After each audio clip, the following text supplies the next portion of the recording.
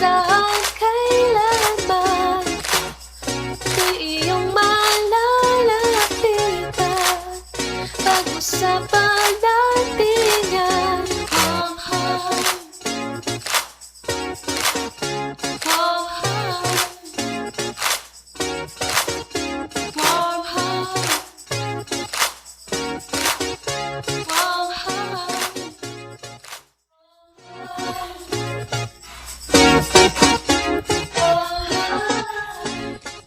Magandang araw sa ating mga tagapakinig at taga-subaybay dito sa Radyo Pilipinas World Service. Narito na naman ang inyong isang edisyon ng programang Warm Heart kung saan ating pinapalaganap ang mental health awareness at education. Kami po ang inyong mga lingkod, Rizal Nanyong at Steph Vicente. Kasalukuyan niyo po kami napapanood sa official Facebook page ng Radyo Pilipinas World Service.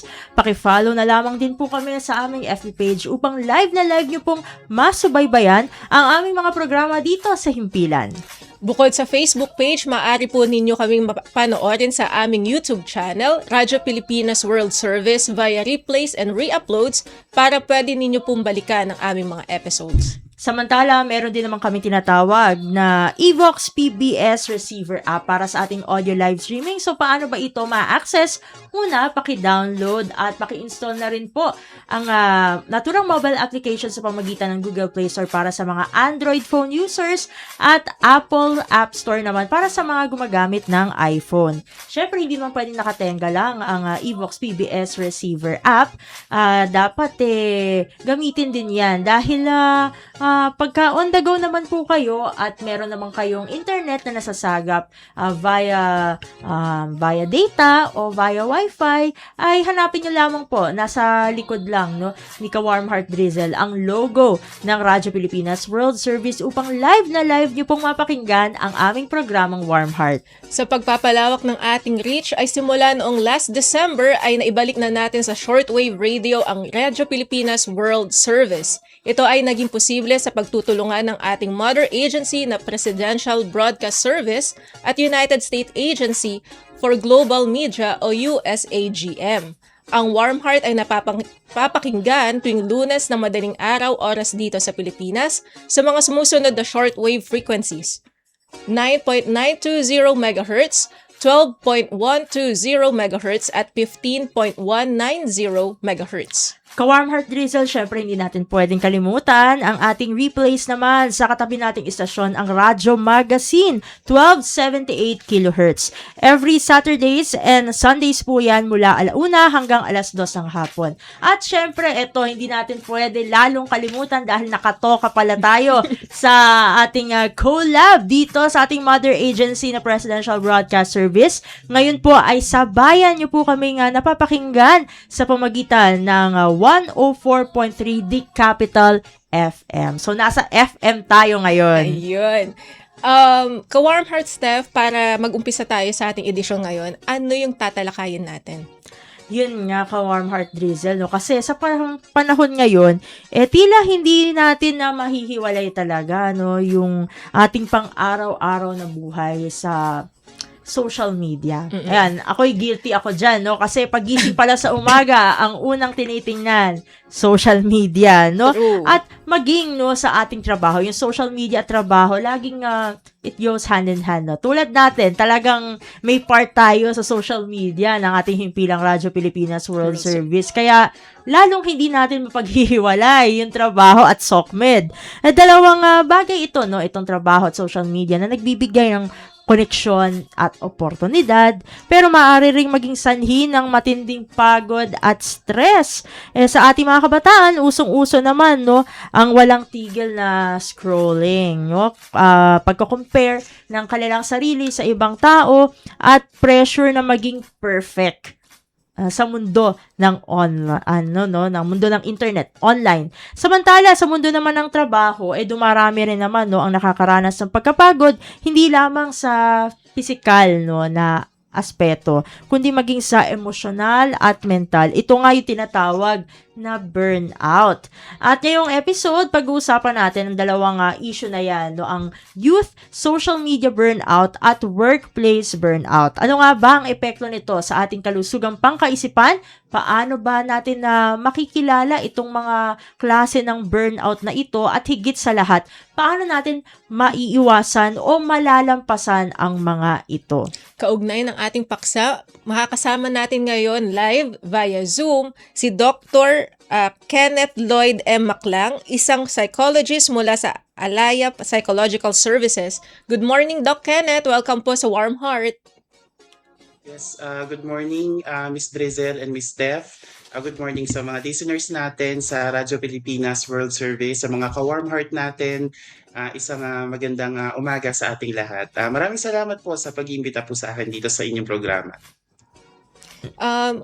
Dr. Kenneth, start na po tayo sa ating mga talakayan since medyo mahaba ito at dalawang topic. Unahin Sige po po. natin yung sa nasabi ni Ka-Warm Heart, yung youth burnout.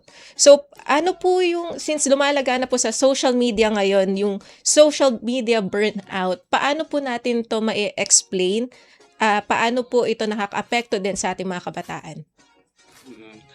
Thank you, Miss Drizel. Actually, itong topic natin na to, no, gaya na banggit kanina, very timed, napakahalaga kasi marami sa mga kabataan natin ngayon ang nakakaranas nga nitong social media burnout na ito. At lalo pa, yung mga kabataan natin ngayon is very into internet. Ano? So ano ba tong social media burnout? Syempre, intindihin muna natin kung ano bang ibig sabihin muna ng salitang burnout. Ano? Pag sinabi nating burnout, ito yung isang kondisyon ng matinding physical, emotional, at mental na pagkapagod na dulot ng matagal at paulit-ulit na stress. And itong sitwasyon na ito, hindi ito namamanage ng ayos ng isang individual na nakakaranas nito. Hindi ito basta-basta nawawala na basta itutulog mo lamang, itong stress na ito, basta-basta na lang sa pitik mawawala, ano? Or ipapahinga mo lamang ng ilang inhale-exhale, so hindi siya ganun kadali. So kumbaga, ang pagod na ito ay tumatambay, ang pagod na ito ay nakakaubos ng saya or ng joy ng isang individual, nakakawala siya ng sigla ng isang individual, even motivation ng isang individual. So, kung i-connect natin siya sa social media burnout, ito yung patuloy na exposure ng mga kabataan natin sa social media na kung saan ay nakakaramdam nga sila ng emotional, physical at mental na pagkapagod. At dahil nga sa exposure na ito at sa mga karanasan na ito, at dahil nga paulit-ulit, no, nahihirapan silang i-manage at i-control itong pagod na ito. That's the reason kung bakit sila nakakaranas ng social media burnout. Hindi lang ito basta simpleng pagod sa pag-i-scroll, ano. Minsan nakakaramdam na ang mga kabataan natin ng kawalan ng gana, frustration, and even yon demotivation. Doc Kenneth, matanong ko lamang po, no? Ano po ba yung mga dahilan kung bakit masasabing mas vulnerable yung ating mga kabataan dito sa tinatawag na social media burnout? Meron po bang kinalaman dito yung developmental stage, peer pressure, or even identity formation? Yes, oo. So, bukod sa reality na mga kabataan natin talagang pinaka-expose sa sa internet, sa social media, no. Yung mga kabataan kasi natin ngayon nasa stage kasi sila ng pag-form ng kanilang ng kanilang identity. Mhm. Now, it's natural na naghahanap yung mga kabataan natin ng acceptance, ng validation, ng sense of belongingness. And dahil dito, mas nagiging very sensitive yung mga kabataan natin sa mga likes na kanilang natatanggap sa social media, most particularly kapag nagpo-post sila ng mga posts nila, pictures or uploads. Very particular din sila sa mga comments, na nai-comment dun sa mga pinopost nila. Even sa mga followers, sa number of followers, and also even sa mga opinion ng ibang tao. And bukod pa dito, yung mga kabataan natin ay exposed talaga sila sa napakaraming information at content araw-araw. Hindi lamang sa kanilang nababasa, kundi sa mga videos na kanilang napapanood. Um, So yung combination kumbaga ng kanilang mga personal experiences, life experiences, katulad ng academic pressures, social expectation, digital overload, ano? Ito talaga yung pinaka reason kung bakit madaling maapektuhan yung mga kabataan natin ngayon. Dr. Kenneth, paano ito nagkakaroon ng epekto sa kanilang self-esteem, insecurity, o yung unrealistic expectation nila? Since nasabi niyo po nga kanina na etong mga batang ito is nakakadepende sila sa social media. So nai-influence yung kanilang perspective. Mm. Yes, magandang katanungan yun, Miss Drizzle, no? Now, kapag palagi kasi nakikita ng mga kabataan natin ang mga posts na tila perpektong buhay ng Mm. ibang tao, maaari kasi nilang isipin na it's either nahuhuli sila dun sa buhay ng mga iniidolo nila o hindi sapat no yung buhay na meron sila. Kaya may mga kabataan talaga tayo ngayon na hindi may iwasan na magkaroon ng social comparison, Mm. na maikumpara yung kanilang sarili sa mga individual, mga influencers na kanilang fina-follow at iniidolo. At dahil dito, maaring yes, bumaba no yung kanilang self-esteem. Magkaroon sila ng insecurity or even makaramdam sila ng anxiety and depression. Lalo pa yan, syempre pa-boom na ng pa-boom ano yung mga social media platforms sa may mga video reels Mm. such as Facebook, such as TikTok. At dahil dito, mas nakikita ng mga kabataan natin ngayon na ay kahanga-hanga naman yung buhay nung iniidolo ko na yon. Ay sana ganun din ako. Walang Mm. problema kung magiging motibasyon iyon ano, sa ating Mm. mga kabataan, yung ganong aspeto. Pero kung yun ang nagiging sanhi para maibaba nila ang kanilang sarili, bumaba yung kanilang self-confidence, at even yung self-worth nila, no? Doon tayo magkakaroon ng problema. Mm. Matanong ko lamang po, Doc Kenneth, kung meron po bang iba't ibang epekto, yung mga social media platforms, depende sa content at usage patterns, kabilang na dito yung exposure sa trends, validation systems, at algorithm-driven feeds? Yes. Also, since meron nga tayong iba't ibang social media platforms na nag-o-offer ng iba't ibang mga exposures ano, sa ating mga kabataan, yes, I agree, Mrs. Stefano, na iba't iba rin ang epekto nito sa mga kabataan natin. So halimbawa, yan, magbabanggit na ako ng mga social media platforms, no? Mm. Halimbawa sa Instagram, ano? So syempre, nakatuon or nakafocus ito sa mga pictures or sa mga larawan na primarily utilize ito ng mga Instagram users para maipakita yung kanilang pang-araw-araw na pamumuhay and even yung kanilang lifestyle na nagiging madali para sa isang kabataan na makita or magkaroon ng physical comparison sa kanilang mga iniidolo, a lifestyle comparison sa kanilang mga iniidolo, batay lamang sa mga larawan, ano? Mm. Iba naman ang kumbaga yung pinaka-approach naman ng TikTok kasi alam natin kapag TikTok mga quick video reels ito ano. So sa mabilis na pagdaloy ng mga content sa pag-browse nila ano, maaring humaba yung screen time at exposure ng ating mga kabataan sa ano no sa platform na iyon at maging very overwhelming yung mga impormasyon na kanilang nakikita. At kapag naging very overwhelming na at beyond their control na, no? So, might as well maapektuhan yung kanilang mental health dyan. Sa Facebook naman, mainly ito nakikita yung mga regular updates din ng kanilang mga pamilya, kaibigan, or significant others. At katulad din ng Instagram, no, makakapagdulot din ito potentially ng emotional stress or even anxiety, most especially kapag ano no kinukumpara na nila ang kanilang sarili doon sa pamamaraan ng pamumuhay ano ng mga iniidolo nila o mga fina-follow nila. Mm. Dr. Kenneth, ano po yung mga signs or early warning signs pala na dapat bantayan ng mga magulang, mga nakakatanda sa mga kabataan natin na nagkakaroon na ng change in their behaviors? Yes, oo.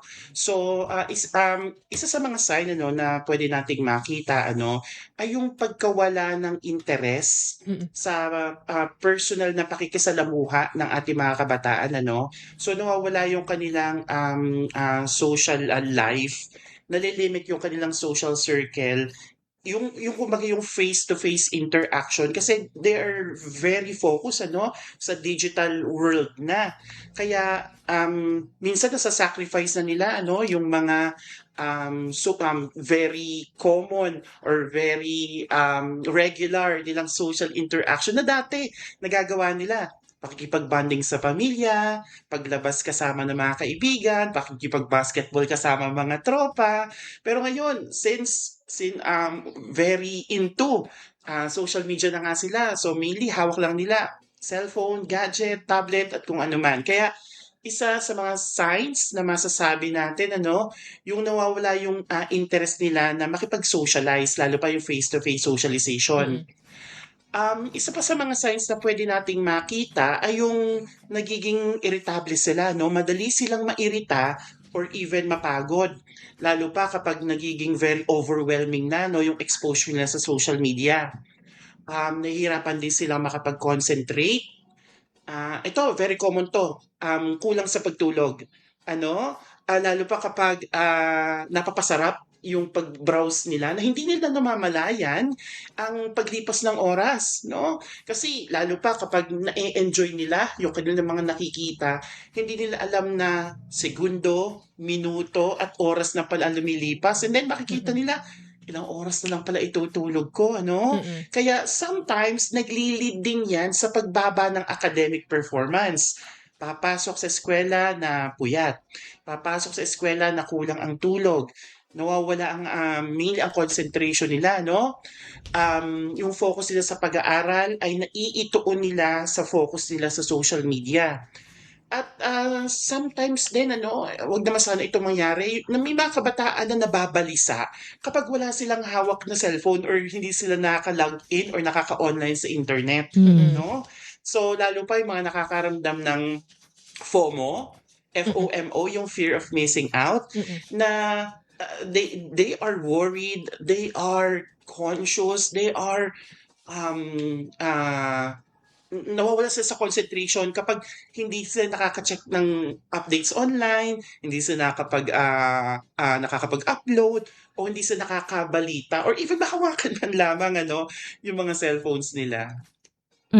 Matanong ko lamang po, Doc, given itong mga early warning signs na inyo po Mm. nga nabanggit, masasabi po ba na isa sa mga signs na to ay pwedeng magtulak sa isang individual, lalo na isang bata na gumagamit ng social media platforms, na dapat ba ay magpakonsulta sila, mag-seek na sila ng professional help o hindi pa sa puntong ito?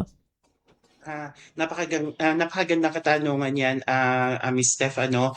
So, if yung, behavior ng mga kabataan is very uncontrollable na, nakakapag-cause na ng, danger sa kanila, yung sobrang exposure nila at burnout na na-experience sila sa social media, kapag nakakapag-cause na rin, ng danger din sa ibang tao ano, yung behavior na meron sila.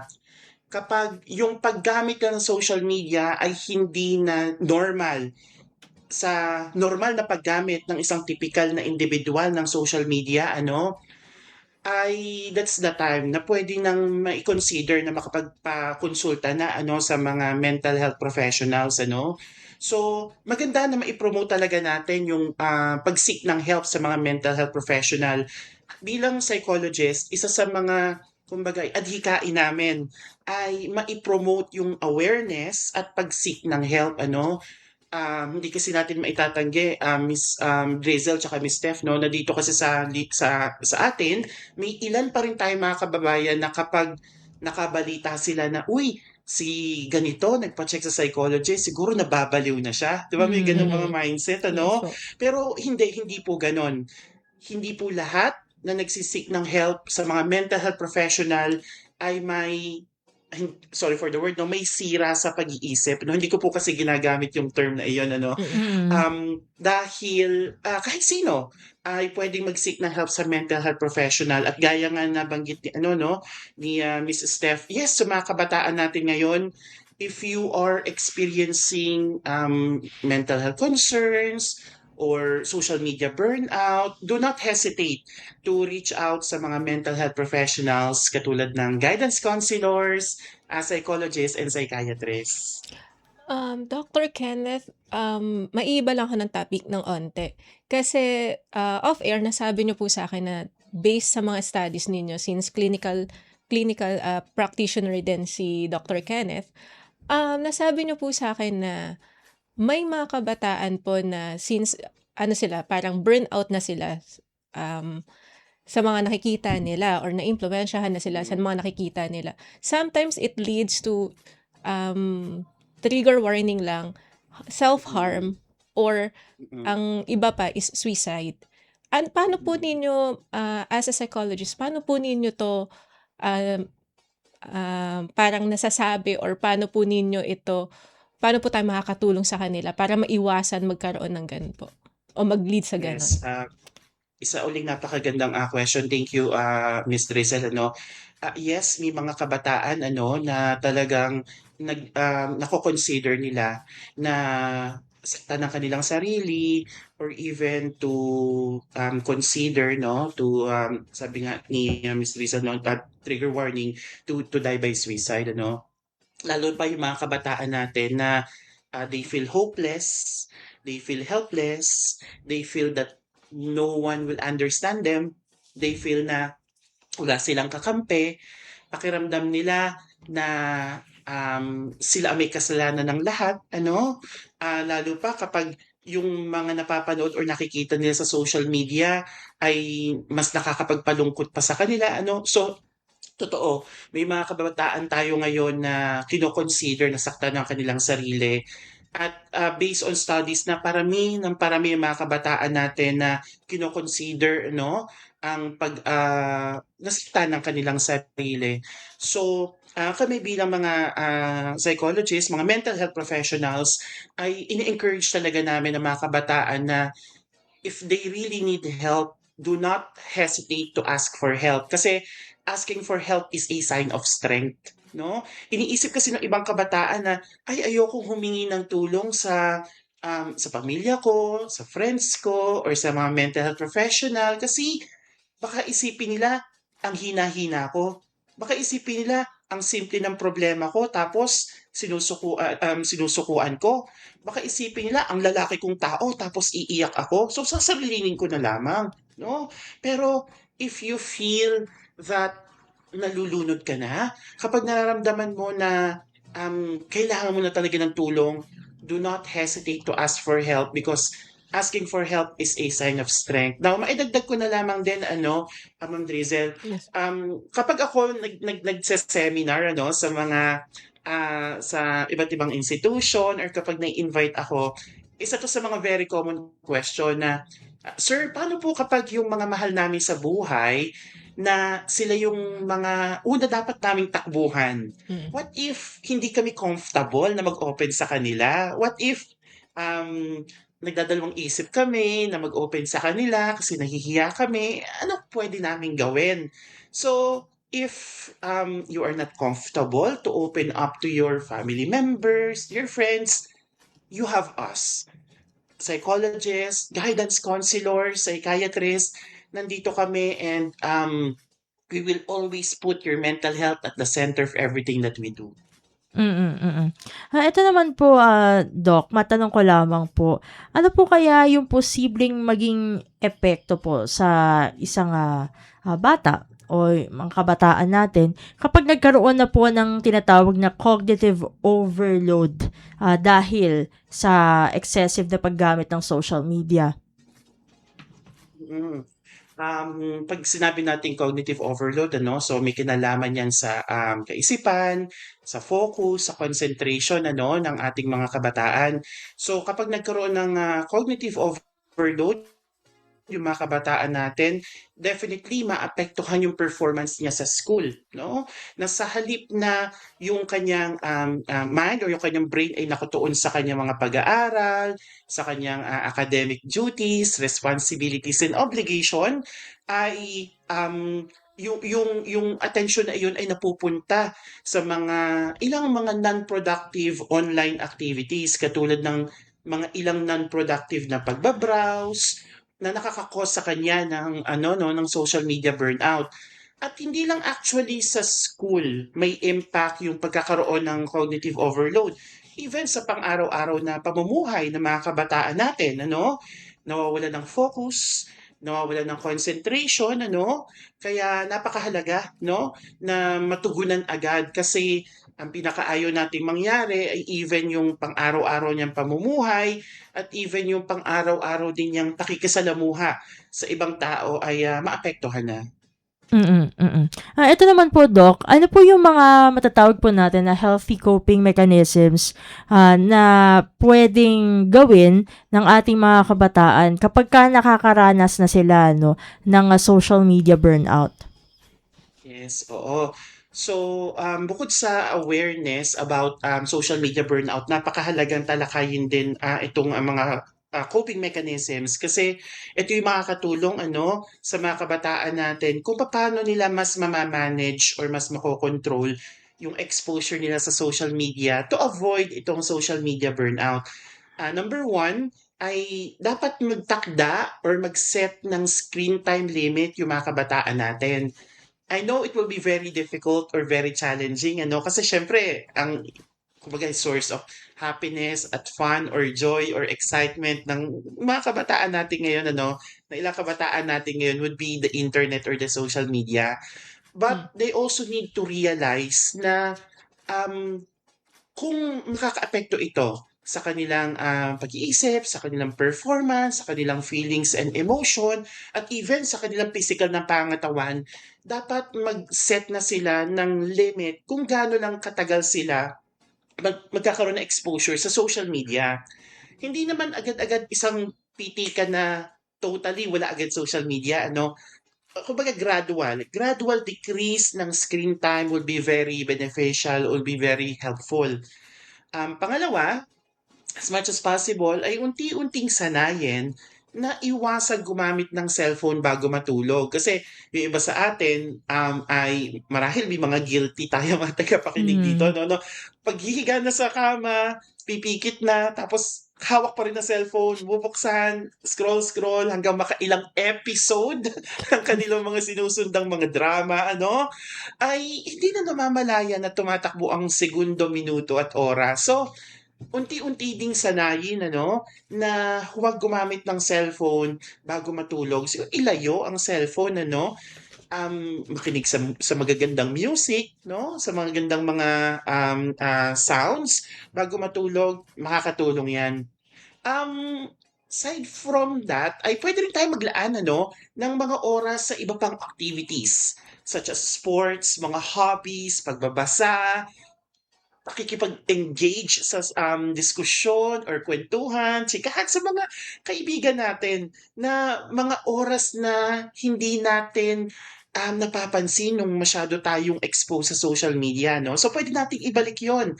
Kumbaga, i-divert natin yung ating attention or ituon natin yung ating oras sa mga more productive tasks and activities, And kung tayo naman ay talagang mag-o-online, ako I always do this lagi kong fina-follow or lagi ko lang pinapanood yung mga positive videos, yung mga page at saka mga vlogs na very inspiring at makakapagbigay sa akin ng ngiti at saya.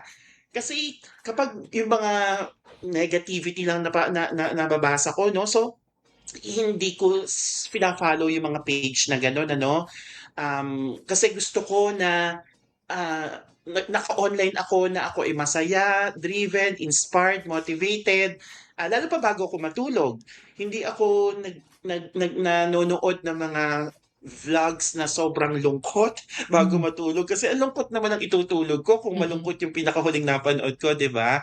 At lastly, 'yon, huwag humingi ng wag mahiyang humingi ng tulong ano. Huwag matakot humingi ng tulong sa magulang, sa mga kaibigan, sa mga teachers, sa mga guro natin ano, sa amin, sa mga mental health professional kung, nahihirapan na. Gaya nga na nabanggit ko kanina 'no, because asking for help is a sign of strength. Dr. Kenneth, bali, since nasabi niyo nga po, wag mahiya na humingi ng tulong sa ating magulang, sa ating mga nakakatanda, sa mga professionals. Para po sa inyo, ano po yung magiging papel ng paaralan, community, ng pamilya in general, ng isang kabataan para mabuo niya yung support system na kinakailangan niya at magkaroon siya ng digital literacy awareness? Yes, oo. Napakahalaga, Miss Drizel, ng role na gagampanan ng tahanan, ng paaralan, tsaka ng community ano, ng ating mga kabataan, most especially sa tahanan.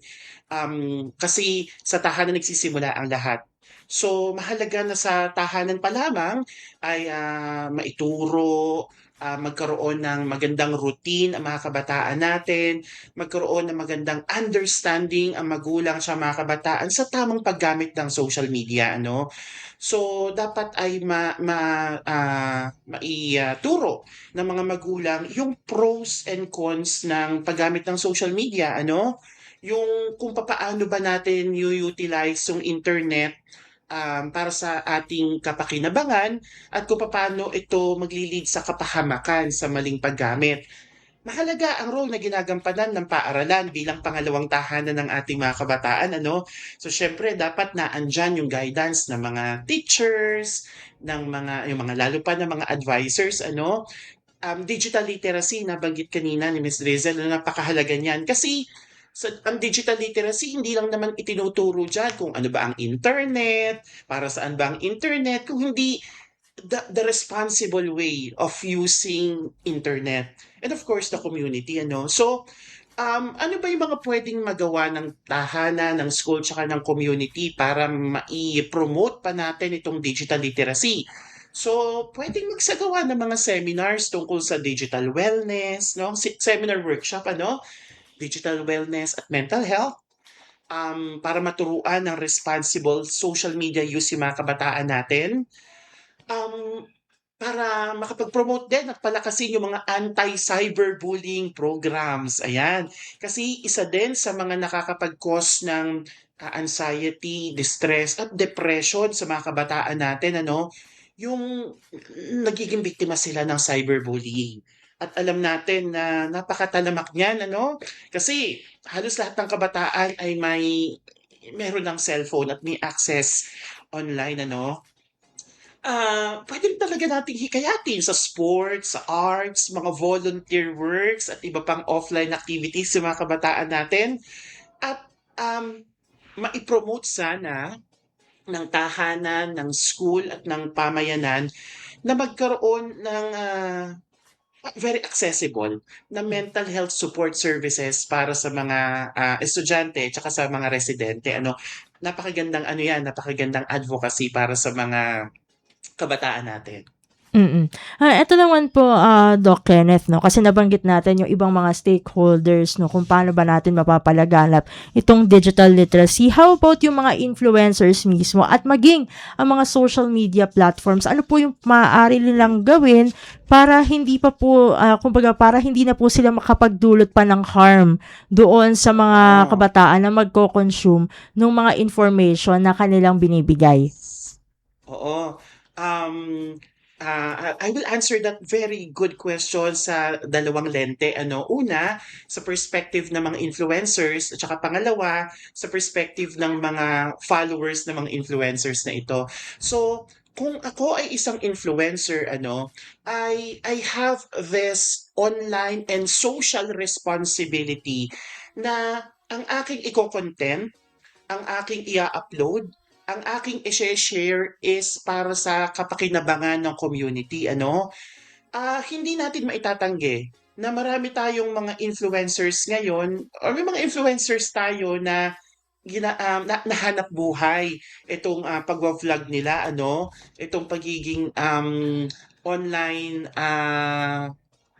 figure nila, ano, ginagawa nilang hanap buhay, which is walang problema doon, ano.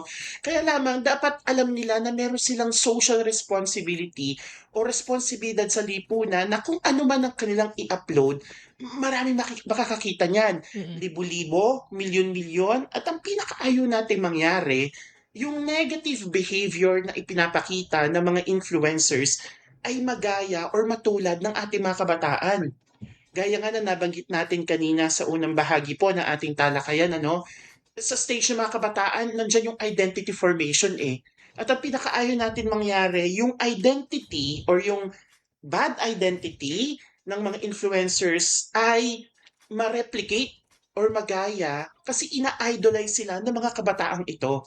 No? Kaya pakiusap na lamang po sa ating mga influencers, let us be very responsible, socially responsible sa ating mga ina-upload kasi hindi lamang po mga matatanda nakakapanood nito, kundi mga bata na maaring gayahin ang ating mga behavior asal. Now, sa pangalawang perspective naman, sa view naman ng mga viewers, ano, kapag nakakakita tayo ng mga videos or uploads na sa tingin natin ay hindi maganda, we also have the responsibility to report it. Ano? Kasi, di ba, may mga options sa social media na we can report yung mga videos na ating napapanood, lalo pa kapag very harming, kapag may mga sexual content, kapag may mga elements of bullying, ano? Kasi bilang netizen, may responsibility tayo na gamitin o mapanatili ang internet at ang social media bilang force for good, bilang para sa puwersa ng kabutihan, ano?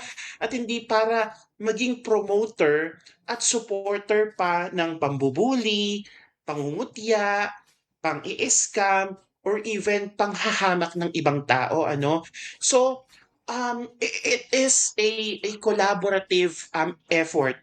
And it should be a collaborative effort, ano, between the influencers and the viewers. At kapag mas na-promote natin ito, no, mas gaganda at mas sasarap yung pagbabrowse natin sa social media. Ayun. Mga ka-warm heart, stay tuned lang muna tayo. Magkakaroon lang tayo ng maikling break. Makakasama pa rin natin si Dr. Kenneth Maclang dahil sa pagbabalik ng warm heart, pag-uusapan naman natin ang workplace burnout. Mabilis ang trivia, dagdag talino. Heto na ang Dagling Kaalaman. Alam nyo ba, kahit napakalakas ng isang bagyo, may partitong tahimik at kalmado. Ito ang tinatawag na mata ng bagyo. Pero, huwag magpaloko. Pagkatapos ng mata, susunod ang eyewall, kung saan nararanasan ang pinakamalakas na hangin at ulan na kayang magdulot ng matinding pinsala. Kaya tandaan, kapag biglang tumahimik sa gitna ng bagyo, hindi pa tapos ang panganib. Kaunting kaalaman na malaking dagdag talino. Abangan muli ang susunod na Dagling Kaalaman. Alagaan ang isipan. Pagaanin ang puso. Ingatan ang sarili. Alamin niya dito sa Warm Heart. Warm Heart. Kabalikan o kaibigan, maaasahan kailanman. Di iyong malalapitan, pag-usapan natin yan.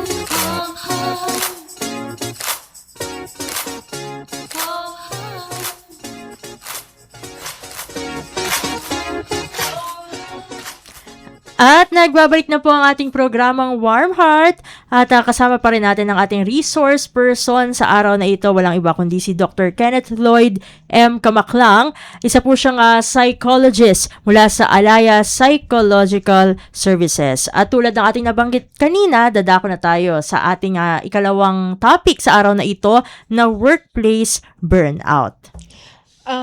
Dr. Kenneth, ano po yung malinaw or layman's term para maintindihan ng lahat? ang ibig sabihin ng workplace burnout at paano po ito naiiba sa simpleng pagod mo lang sa trabaho? Okay. Thank you, Miss Drizel, ano. So, gaya ng definisyon na nabanggit natin kanina, ang salitang burnout ay isang kondisyon ng matinding physical, emotional at mental na pagkapagod dahil sa paulit-ulit na stress na hindi na manage ng maayos. So, masasabi natin na ang workplace burnout ay isang uri ng matinding pagkapagod na nararanasan ng isang manggagawa or ng isang empleyado dahil sa paulit-ulit na exposure niya sa stress at hindi niya ito namamanage or nakokontrol ng maayos. Gusto lang natin sabihin na ang stress is a normal body reaction, ano? Karaniwang nararanasan ito natin ng nating mga individual, lalo pa kapag na-expose tayo sa mga bagay na hindi tayo komportable, very overwhelming, nakakatakot, nakakakaba. So, kumbaga, stress is part of life. Kaya lang kapag burnout na kasi ang usapan, ay ito yung matinding level ng stress. Kasi ito yung continuous na exposure natin sa stress at hindi natin to nakokontrol. Hindi natin to natutugunan.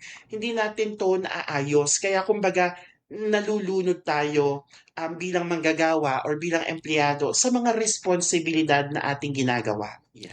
Doc, may specific criteria po ba ito o diagnosis para masabing workplace burnout na yung isang tao?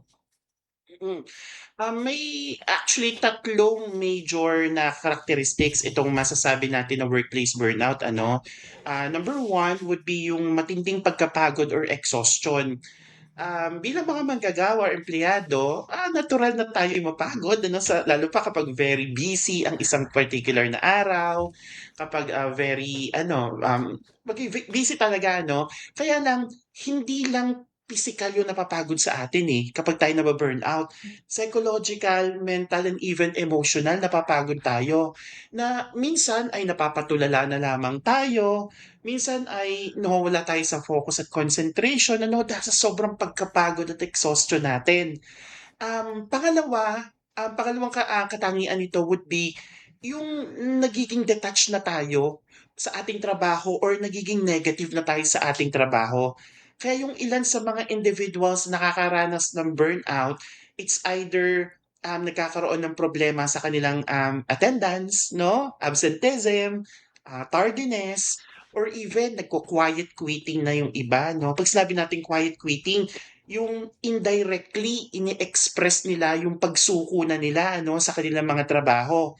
And isa pa ay, or lastly, ay nagiging less effective na sila sa kanilang trabaho. Yung dati, napapansin natin si co-employee natin, bibo, listo, aktibo, ano? Pero ngayon, parang wala siyang gana. Ngayon, parang hindi na siya driven or motivated. Ngayon, parang papasok pa lamang siya or kapapasok pa lamang niya, first hour pa lamang ng shift, ay parang exhausted or lunod na agad siya, ano? So, yun ang mga indicators na pwede talaga nating makita. Doc Kenneth, bakit po ba, in relation, no, still doon sa workplace burnout, bakit po ba nagkakaroon ng kultura ng hustle at overworking at bakit ito masasabi na nagiging normalized? Right. So, magandang katanungan yan, Mrs. Steph, ano. Yung sobrang workload or yung overload na work, ano, ay isa sa mga pangunahing sanhi ng workplace burnout, ano. May mga industry or may mga organization na very light yung mga tasks na ibinibigay sa kanilang mga empleyado. Kumbaga, fair and reasonable and very realistic na matapos sa isang araw shift, ano, okay sa target na ibinibigay. Kaya lang, huwag naman sana na may mga institusyon or organization na very unrealistic na yung mga target na ibinibigay nila sa nilang mga staff or employee. Ayaw talaga nating isipin na nagiging nanonormalize. Kasi marahil ang mindset ng mga organization na yon ay ma-meet yung target, ma-meet yung quota, ano? Ma-meet yung pinaka-ine-aim na deadline, ano? Kaya lang, ang nasa-sacrifice naman dito ay yung mental health at well-being ng ating mga kababayan, ng ating mga empleyado, ano? Um, lalo pa kung yung mga empleyado or yung isang empleyado ay mahina yung coping mechanism or wala siyang coping strategy or hindi siya kulang pa ang kanyang kaalaman sa pagmamanage at pag-organize ng kanyang mga tasks, ay talagang makakaranas talaga siya ng ano no, ng work overload ano. Kaya sa puntong iyon, potentially talagang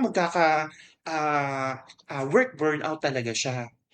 Doc Hanek, ano po yung mga particular na industriya o sektor na usually common tong workplace burnout?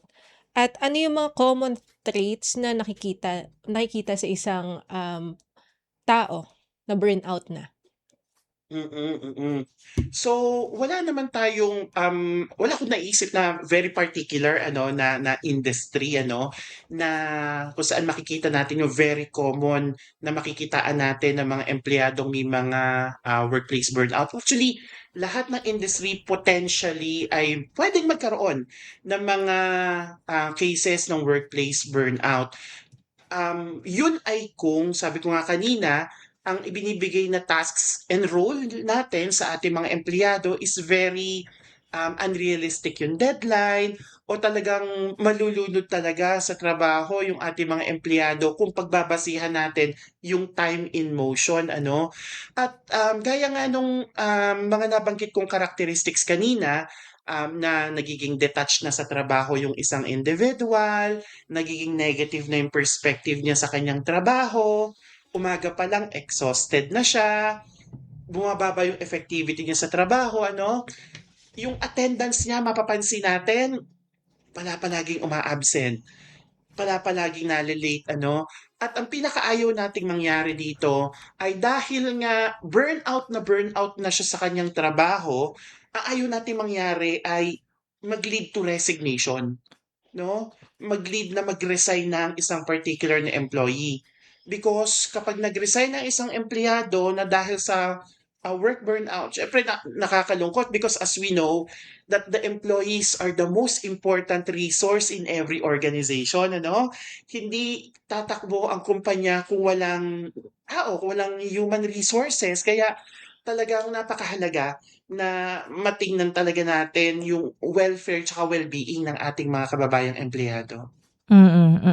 And speaking of that po 'no, siyempre bukod sa pagkapagod ay meron pang mga issue, mga underlying issues tulad ng, kakulangan sa recognition, career growth at yung pakiramdam na sila ay undervalued 'no. So, ano po ang, maaaring maging epekto din nito sa isang, empleyado na siyempre ay gusto din maging, kumbaga driven kapagka siya po ay papasok sa trabaho?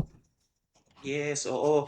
Magaganda yung nabanggit na aspects ano ni Mrs. Steph ano yung mga intrinsic motivation natin kung tawagin. Kasi hindi naman lahat ng empleyado ay sweldo ang motivation ano. Well, karamihan sa mga empleyado natin kaya nag-apply sa trabaho ay para kumita ng pera, sumweldo. Of course, naandyan naman 'yan. Pero may mga empleyado tayo that they are more satisfied or more driven or more motivated kapag nakakaramdam sila ng praise, kapag nararamdaman nila yung sense of belongingness nila sa kanilang team at sa company, kapag nararamdaman nila na hindi ako tinatrato bilang empleyado, kundi tinatrato ako bilang pamilya ng kumpanyang ito, parang ganon.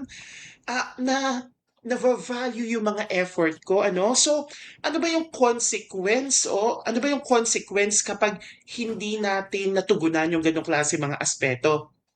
Siyempre made-demotivate. Made-demotivate yung ating mga empleyado at magtatanong sila, ano bang purpose ko dito sa kumpanya? Ako ba ay nandito para trabahuhin lamang ito? Tinatrato ba ako dito bilang empleyado or part of the family? No? Valuable ba ako sa kumpanya na ito? Napapansin ba yung effort ko? Yung loyalty ko sa kumpanya?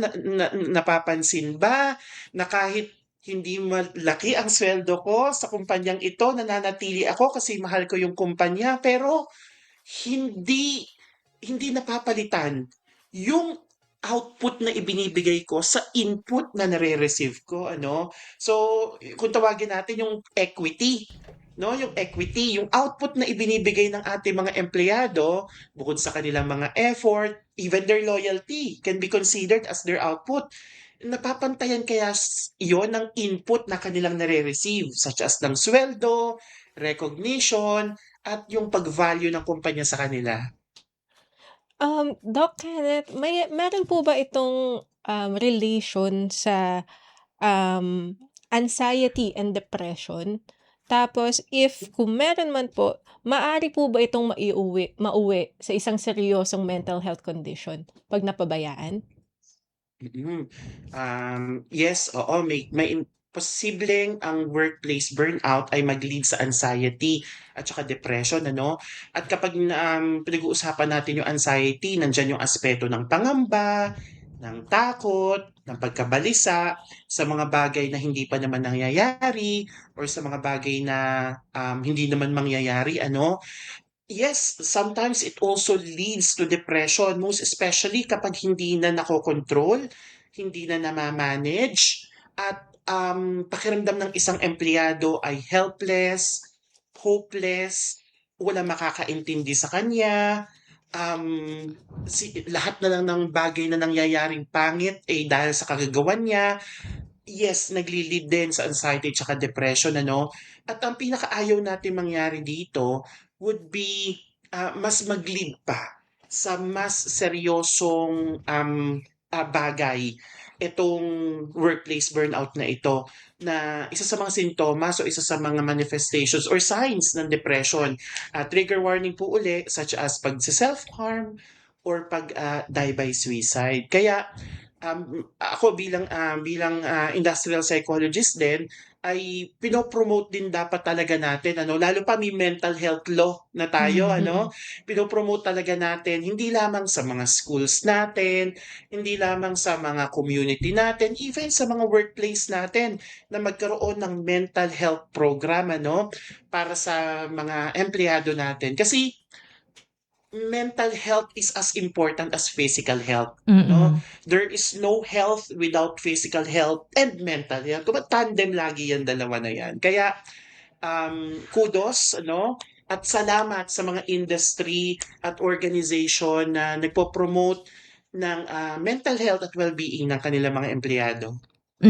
Eto naman po, Doc Kenneth, kasi syempre, hindi naman maiiwasan, no, na kadikit ng workplace burnout, itong tinatawag na toxic workplace dynamics, tulad po ng favoritism, yung medyo weak na leadership at kakulangan sa support system. Kapag nasa ganitong klaseng environment ang isang empleyado, dapat ba umalis na siya? Saka, paano ba masasabing enough is enough?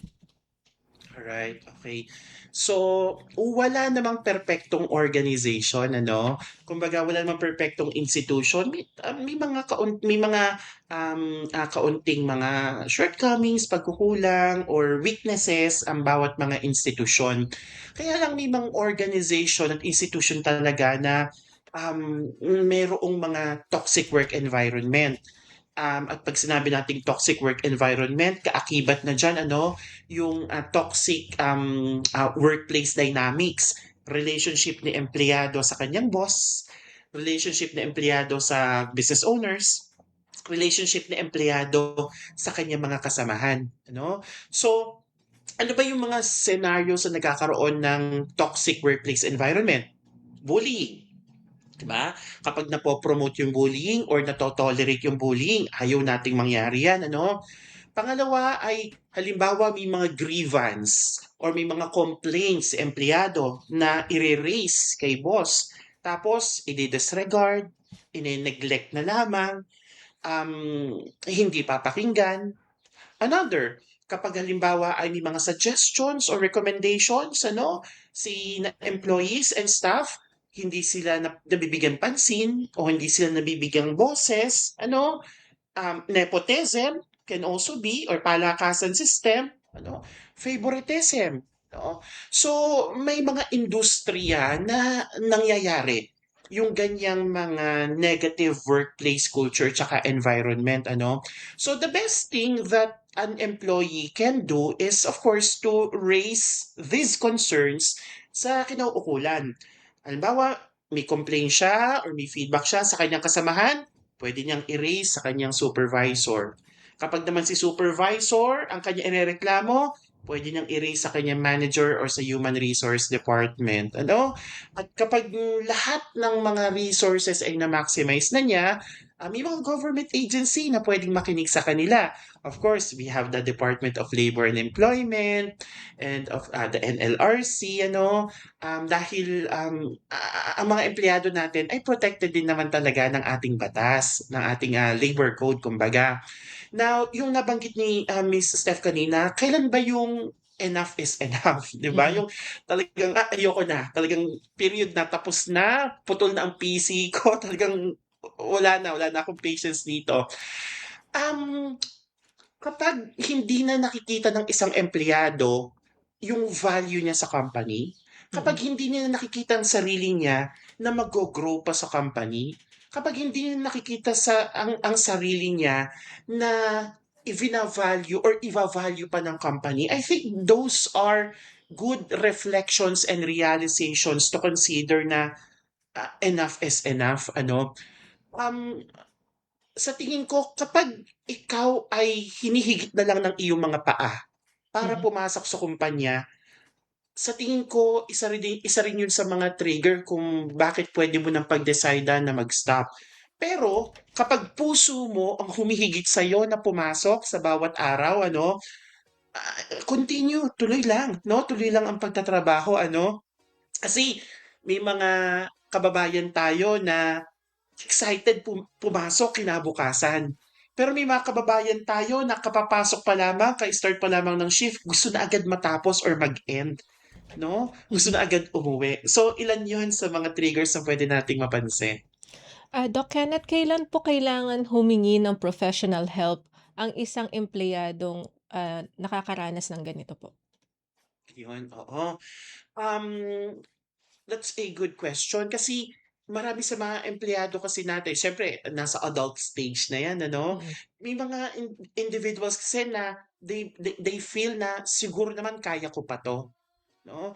Siguro naman ipapahinga ko lang to, no? Siguro naman i-absent ko lamang to, no? Pero kapag nararamdaman nila na impacting na hindi lamang yung kanilang productivity, hindi lamang yung kanilang efficiency, kung hindi yung pagiging functional nila as an individual, nagiging dysfunctional na sila, that's the time that we can advise or promote or encourage yung mga employees natin to reach out sa mga mental health professionals, At syempre, kailangan din nating bigyan ng awareness yung mga kababayan natin na mga empleyado na ang paghingi ng tulong sa mga mental health professional ay hindi kabawasan ng kanilang pagkatao. Mm. Hindi kabawasan ng kanilang pagkababae, pagkalalaki, ng pagiging boss. Walang posisyon, walang kasarian, walang edad pagdating sa mental health. So if they feel that they need help, ask for help, At walang masama sa paghingi ng tulong. Siguro ito na lamang po, Doc Kenneth, kasi we're running out of material time. Ano na lamang po ang inyong mensahe sa mga patungkol dun sa dalawa nating topics for today, yung youth social media burnout at yung workplace burnout, no? Para sa ating mga tagapakinig na nakakaranas po ng mga ganitong klaseng sitwasyon. Go ahead po, Doc Kenneth. Maraming salamat po.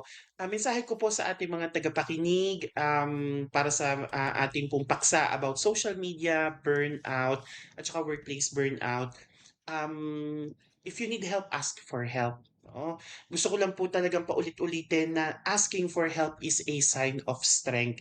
Lahat po tayo ay pwede makaranas ng stress, ng iba't ibang mga mental health concern, ano. Pero kung nararamdaman po natin na hindi na po natin kaya, ay humingi po tayo ng tulong sa ating pamilya, sa ating mahal sa buhay, kaklase, katrabaho, at sa mga mental health professionals. Hindi po kabawasan ng pagiging tao natin ang paghingi ng tulong. Bagkus ito po ay senyales ng ating katatagan dahil matatag nating natanggap sa ating sarili na kailangan natin ng tulong, matatag natin natanggap natin sa ating sarili na tayo ay nalulunod na, at matatag natin natanggap natin sa ating sarili na ang paghingi ng tulong na ito ay unang hakbang patungo sa aking road to recovery. Yan. At syempre bago po namin kayo tuluyang pakawalan ay paano po ba makaka-reach out ang ating mga tagapakinig sa inyo in case na kailangan po nila ang inyong services? Ayan. Maraming salamat po muli sa paanyaya, Miss Drizel and Miss Steph, and of course sa Radyo Pilipinas World Survey, sa mga ka-warm heart natin sa pagkakataon pong ito. Maaari nyo po ako po ma-reach out, at ang aming team sa Alaya Psychological Services, meron po kaming Facebook page, Alaya Psychological Services. Kami po ay samahan ng mga psychologist at kami po ay may klinika na located sa Batangas City. So if you need mental health services, psychological services, you can message us sa amin pong Facebook page. Ayan. Salamat po ng marami.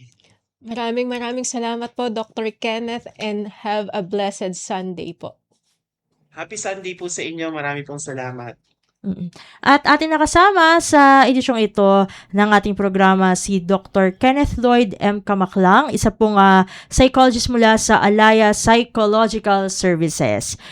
So, magpapasalamat na siguro tayo sa ating mga nakasama sa studio para sa edisyong ito ng Warm Heart. Siyempre, nandyan sina Sir Leo Magpayo, Ma'am Susan Naison, at John Paul Lumuntad na nag-assist sa atin sa ating technical side. At salamat ulit sa ating resource person para sa araw na ito na si Dr. Kenneth Lloyd M. Kamaklang.